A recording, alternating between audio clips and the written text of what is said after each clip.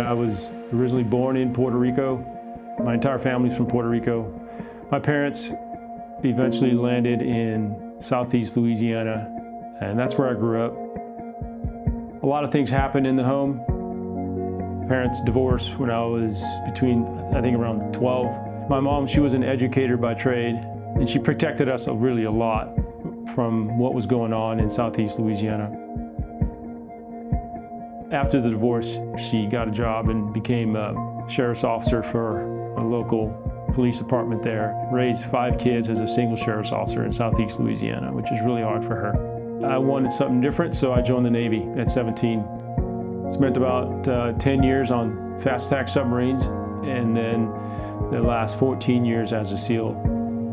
Went through BUDS in 2000 and retired in 2015 of March.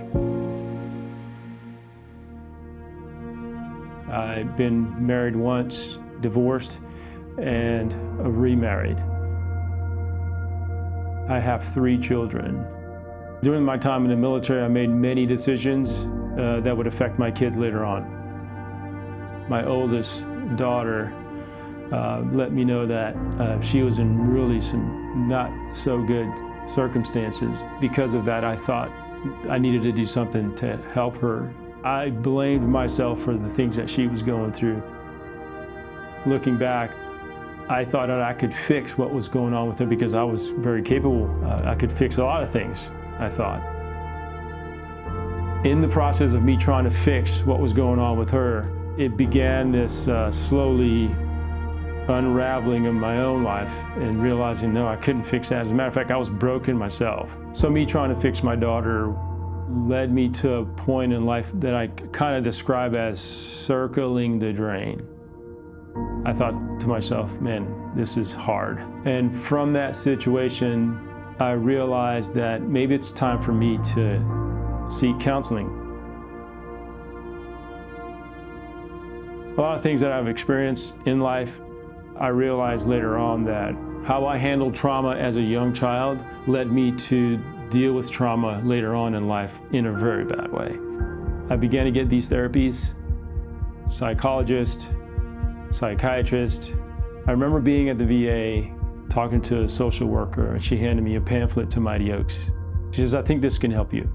I was on a wait list for 3 months, and just before I was supposed to go to a program, because of all these therapies that I was doing, I thought to myself, I'm actually doing pretty good. And I remember calling up the National Programs Director and saying, listen, I know I signed up for this, but I'm actually feeling pretty good, so I don't want to take a spot from somebody else. I made that decision on my own, and I thought it was a pretty good decision, but my wife did not. She knew that there was still something going on, and she couldn't believe that I stopped that whole process. I didn't realize how bad off I was. So somehow, some way, the National Programs Director, Brandon Kunith, held my spot, and I went because my wife believed that there was still something going on with me. And I went to Mighty Oaks, and it radically changed my life.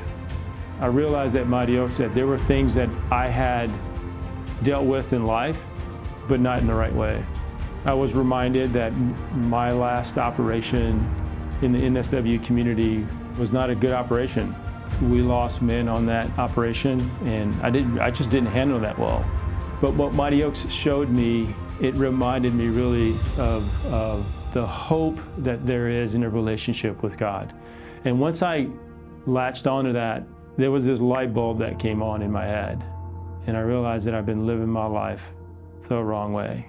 As a husband, as a father, as a brother, as a son, I was living my life the wrong way. And from that moment forward, there are 2 things that I realized that I'm going to do for the rest of my life. For the rest of my life, I'm going to be a student of the Bible. And for the rest of my life, I'm going to be a student of my wife. My wife expected me to be this old person. And when I came home, I was someone different. Our relationship today is the best it's ever been. There were many decisions that I made that would affect people that love me. Moving forward, I knew that I had hope, even though those decisions that I made hurt them. And there was restoration, not only between my relationship with God, but also my family. And that's one thing I took away from Mighty Oaks.